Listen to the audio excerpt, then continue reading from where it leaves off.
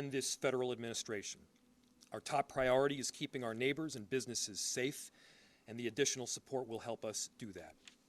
Our community service officers are helping to deliver food to families that are in need. Community members are out there peacefully protesting, making sure that their voices are heard. They're escorting workers to their jobs. They're taking care of daycares. It has been extraordinary how people around our city have stepped up during this difficult time, and there is an incredible group of leaders in senators and members of Congress that are here with me to deliver a powerful message in just a couple of minutes. We're also working closely with our immigration task force to make sure that clear and transparent information is coordinated. We'll continue to do everything in our power to keep our neighbors safe and to stand up for our immigrant communities. Most of the protests that we've seen have remained peaceful. Let's keep it that way. Let's not counter Donald Trump's chaos with our own version of chaos here. I understand that people are angry. I'm angry. I understand that people are experiencing trauma. It makes sense. Our communities have been placed on the very front line, and this has been ongoing now for weeks. It must end. Remember, it's only our city that will suffer if there is damage or destruction that is done. Finally, to the victim's family and friends, our hearts are with you. Our love goes out to you. I know that there is nothing that I can say right now that will ease the pain. But I hope you know that Minneapolis cares deeply for you. There are 435,000 residents that will do everything possible to stand with you. With that, I'll turn it over to Chief O'Hara, who can give more of an update on the plans for tonight.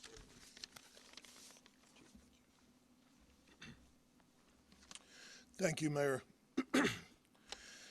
Good evening. I'm going to provide a brief update on the events today and our plans to maintain order in the city. I recognize that this is a volatile and emotional situation, and our focus remains, as it always has been, on de-escalation, slowing things down, and maintaining peace and order in this city. The situation is stable right now, and it is peaceful, and we intend to keep it that way. After our last press update, additional residents and demonstrators gathered today, and the situation deteriorated. Local and state law enforcement officers were surrounded on multiple sides by a mix of protesters and also agitators who engaged in unlawful acts. Individuals began erecting barricades, throwing glass bottles, ice chunks, and at least 2 separate fires were started in the immediate vicinity. Minneapolis police had to escort firefighters so that they could safely extinguish those fires. The #1 priority of our police officers is to protect life and maintain public safety for all people in our community. And so given the volatility and rising public safety risks for residents, for demonstrators, and police officers, state and local law enforcement did deploy less lethal and gas munitions at that assembly in order to allow for a safe egress of law enforcement and to prevent further violence and damage. We do everything that we possibly can to de-escalate whenever possible, and the actions that were taken today were in response to a dangerous and escalating situation that already had multiple confrontations. The gathering at the scene now is peaceful, and we need everyone to respect the lives and property of all people in our community. In order to maintain that peace, we have established a vehicle exclusionary zone in the affected area. That zone has allowed traffic to be safely managed and has significantly reduced the risk of escalation, ensuring access for emergency vehicles, for residents of the area, and for lawful, peaceful demonstrations. This zone will be maintained by uniformed police officers of the Minneapolis Police Department, working alongside members of the Minnesota National Guard. National Guard members will be wearing fluorescent yellow safety traffic vests and will be working alongside uniformed Minneapolis police. In addition to the Minnesota State Patrol and Hennepin County Sheriff's Office that assisted at the scene, the St. Paul Police, Ramsey County Sheriff's Office, and numerous Hennepin County suburban police departments are assisting with answering 911 calls in the city of Minneapolis today. The loss of human life, yet again, is a tragedy. We pray all people can recognize that, and we extend our condolences, as the mayor has said, to the loved ones of the deceased. To the people of our city, we understand that the pressure has been building for weeks.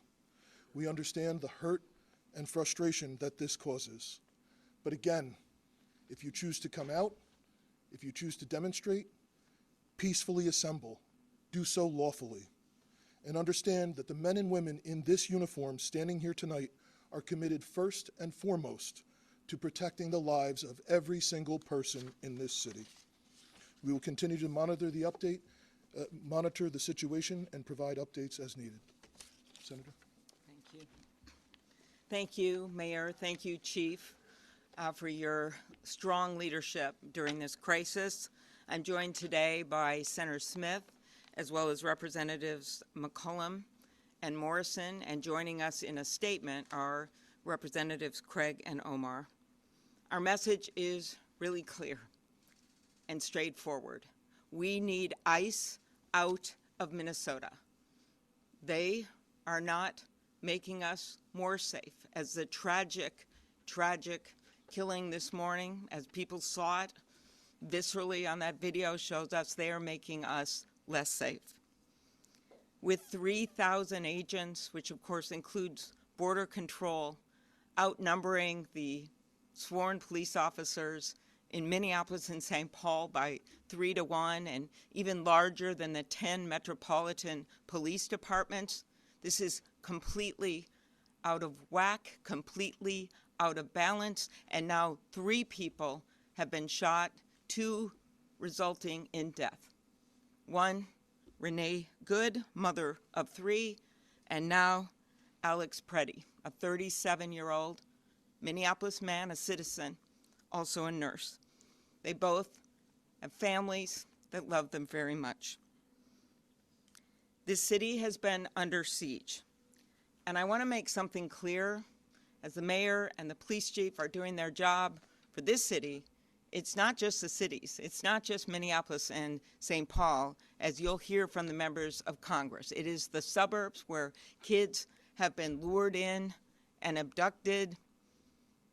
It is small towns all across our state, rural areas. This has gone way beyond some stated purpose of the fraud investigation or apprehending violent offenders.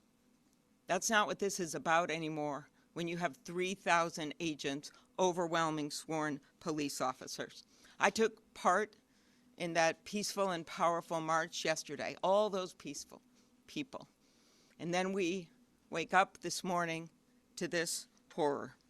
As members of Congress, we are calling on this administration to get ICE out of our towns, off of our streets.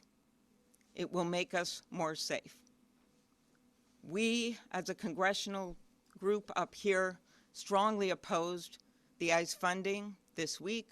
We opposed it this summer when our Republican colleagues tripled the budget, $75 billion.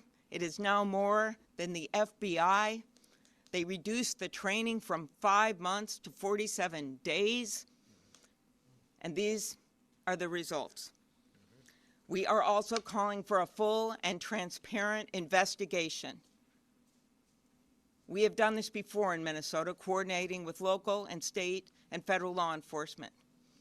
And if they're not going to do it, then they need to get out of the way and allow our very professional Bureau of Criminal Apprehension to conduct the investigation into these killings.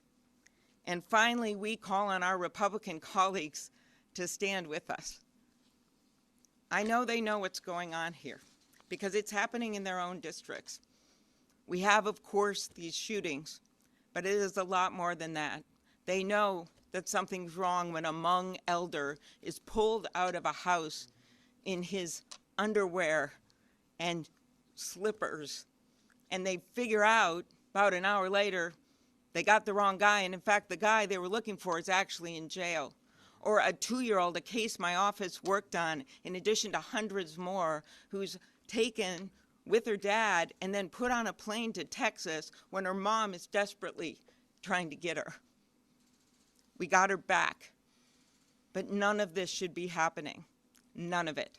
So we call on our Republican colleagues to join us, because we have warned this administration. I have personally warned them that there would be more deaths, that more of this would happen, and clearly they're not listening. So we ask people around the country to talk to their Republican representatives to make clear that this is not the America that is ours. This has got to stop. And with that, I turn it over to my colleague, Senator Smith. Good afternoon, everyone. So today, federal agents beat and then shot multiple times and killed 37-year-old Alex Jeffrey Preddy, a U.S. citizen, a Minneapolis resident, and a VA nurse. Eyewitness video shows, once again, reckless, violent, and dangerous federal agents taking the life of a Minnesotan. And rather than following standard law enforcement practice, which is focused on public safety and de-escalation, they have killed another person. And the Trump administration has already called Alex Preddy a domestic terrorist. He was a nurse. We send our heartfelt condolences to his family and to his friends. And all Americans should be outraged at this unaccountable, violent federal force which is operating with impunity in our city. And you need to know, America, that if it can happen here, it can happen in your community too. So we gather here to say, first, I want to say to the President, you must stop Operation Metro Surge immediately and send these ICE agents home so our communities can be safe. Second, it is essential that trusted, impartial state investigators at the BCA are allowed to fully investigate what happened here today. Third, I urge my neighbors to express our grief and outrage at this killing and at the federal invasion of our cities peacefully and with the love that we showed yesterday when so many thousands of us showed up in support of our community. And finally, we must have our Republicans in Congress, they must join with us to condemn this violent and unfettered violent abuse of power and to stop it. And they can do that by refusing to fund this agency so long as it continues to kill and terrorize Americans. That is what Senator Klobuchar and I will be working on in the United States Senate. And I just want to close by thanking so much the local law enforcement and fire departments, not only here in Minneapolis, but all across the state that have been doing everything that they could, everything that you can to keep our cities safe. I once worked in City Hall, and I know what it's like, and I am so grateful for their relentless work to keep our communities safe. Representative McCollum. Well, we have a saying in Congress that we agree and reflect in our remarks those that have spoken before us. So I'm going to take a slightly different tact.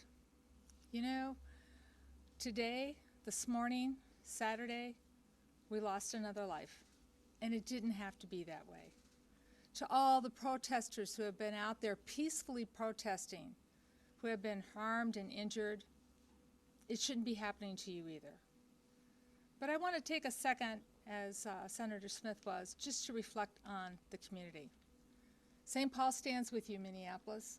The East and West Metro, we're united, as well as all Minnesotans. My phones have been ringing off the hook from frustrated members of communities that are asking me to talk to their Republican members of Congress to do something about the escalation of chaos and violence that has been caused by the presence of the Department of Homeland Security. Representative Morrison and I, along with Representative Omar and Craig, had an opportunity to show with our votes on the House floor just this week how disappointed we are that the president refuses to listen. Oh, well, we're more than disappointed. We are outraged. Part of the bill that was on the floor was to provide more body cameras for ICE. Well, they have them already in the thousands, and they refuse to wear them. So, Secretary Noem, have your officers suit up and put on their body cameras, just like our law enforcement does. To our law enforcement here, we appreciate you, especially those of you who have been working the extra shifts. To the school boards, to the community service volunteers, everybody out there in this community, you make us so proud to represent you in the United States Congress. We hold our head up high with how Minnesota is reacting to this.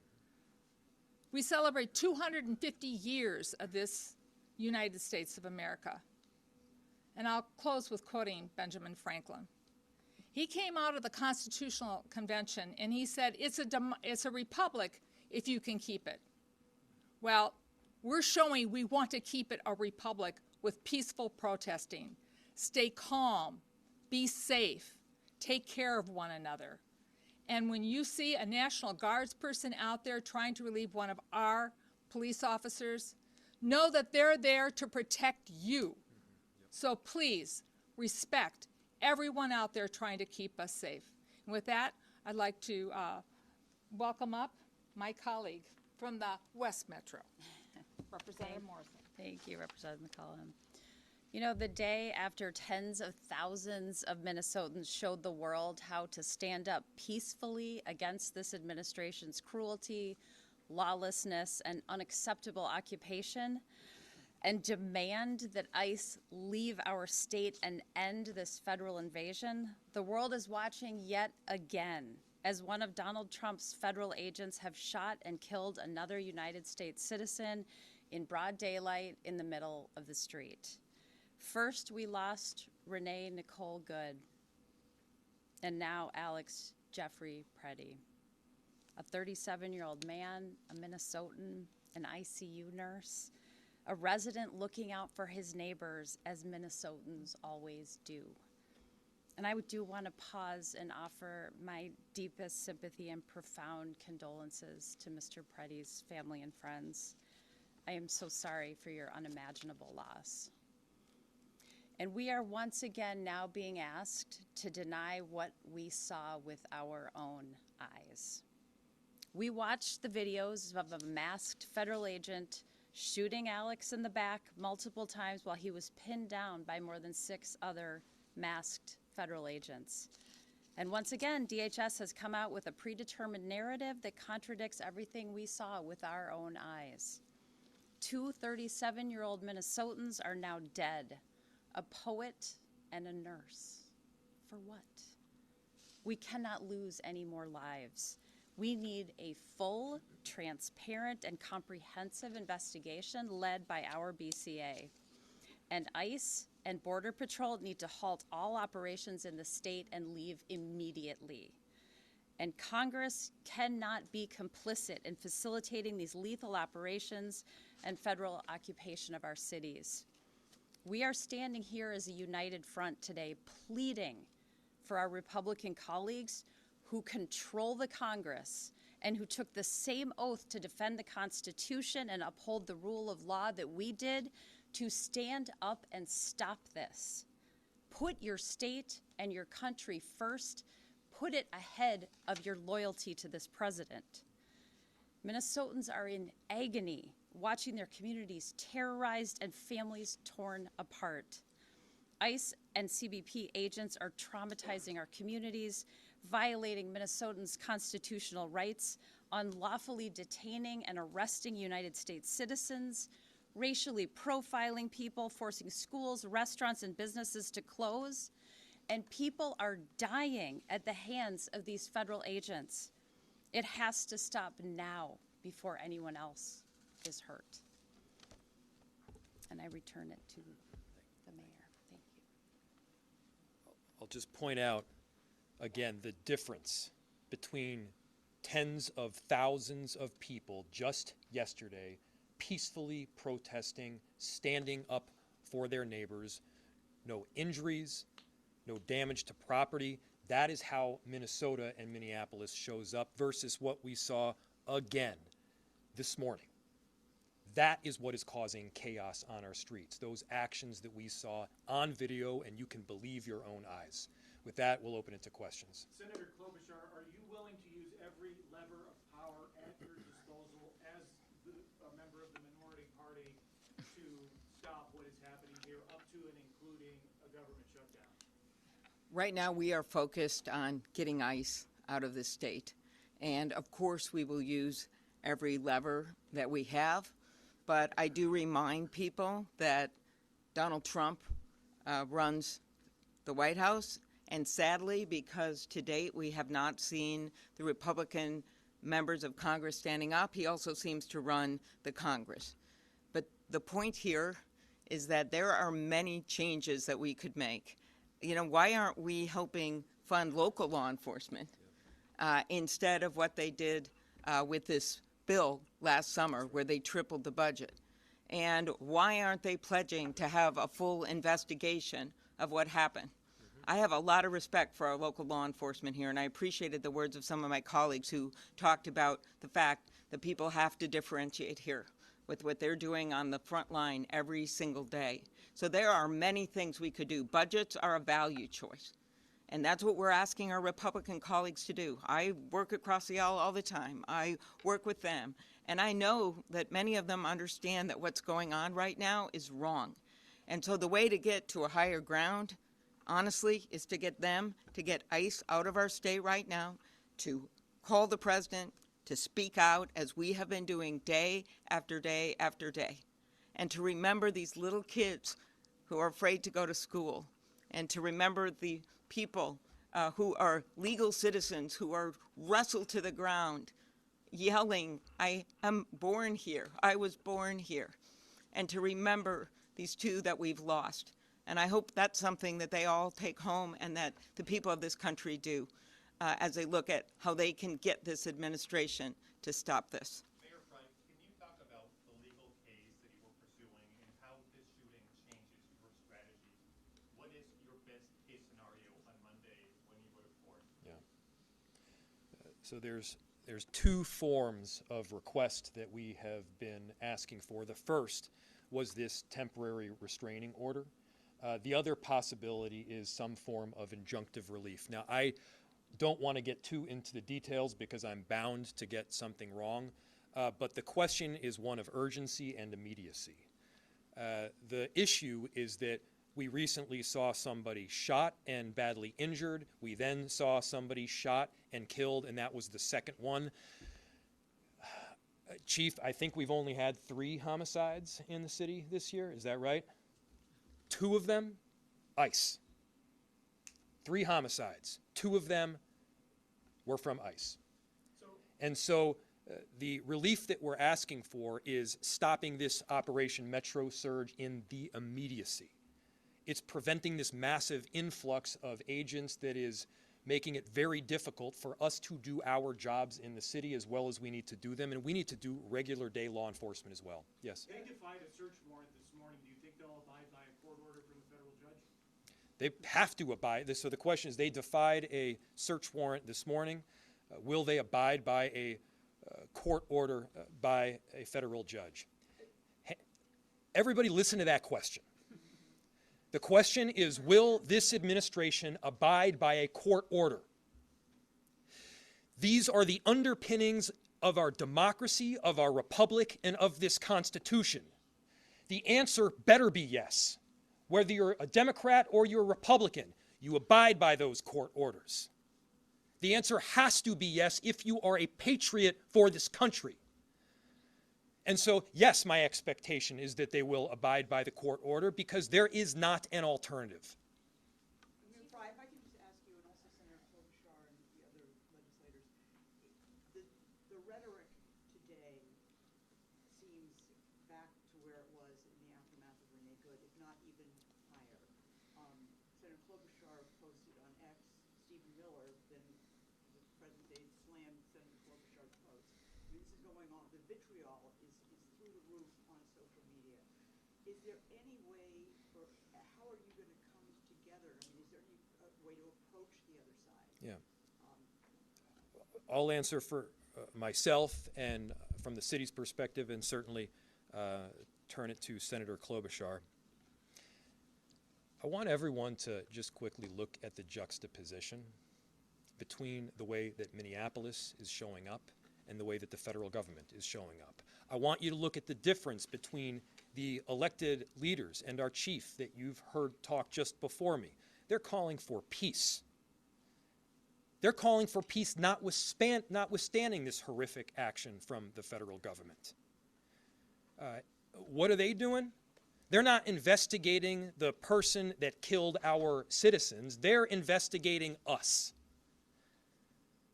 This is political retaliation. This is about a political narrative, and that narrative is making people less safe. A number of us have spent the last few weeks making our views clear, standing our ground, but also reaching out to this administration, to Republican leaders, to try to get them to understand how dangerous this is, how unsafe this is.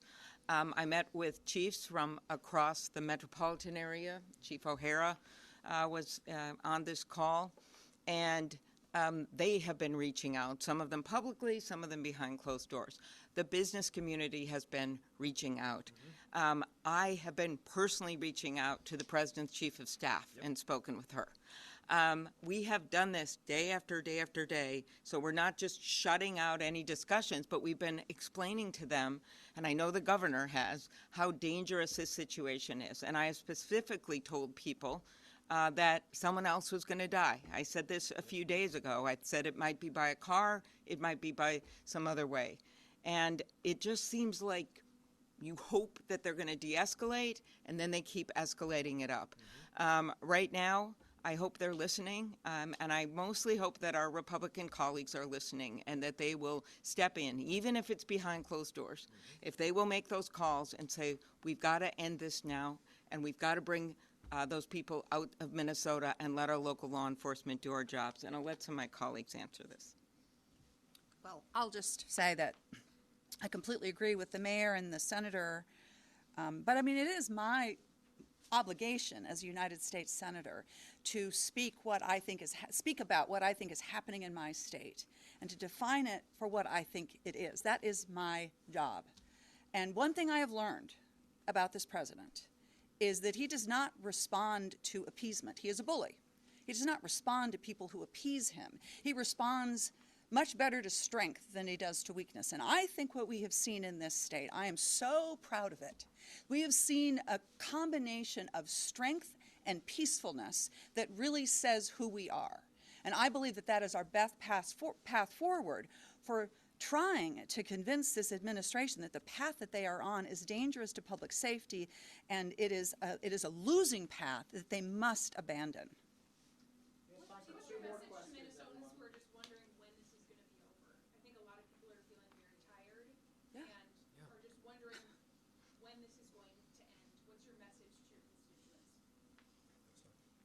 It will be over when we speak as one voice, as one Minnesota, as everybody has been out in the streets. You know, ICE was here in June, and there wasn't any problem. We weren't happy about it. There were people who we were concerned about the way that deportations and arrests were happening. We were worried. But we handled it in a peaceful way. The escalation now is not because Minnesota changed.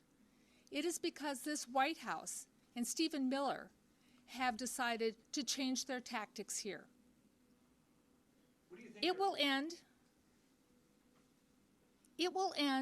when our colleagues who are hearing from their constituents because they are reaching out to me and others, listen to their constituents and stand with their constituents and not stand with a White House that is not following the Constitution, breaking our laws, and not living up to the values of this country. That's when it will end. What do you think the end game? What do you think the end game is for Donald Trump at this point? What is he hoping to accomplish with this? Anybody out there? I don't think anybody knows. I don't think any of us.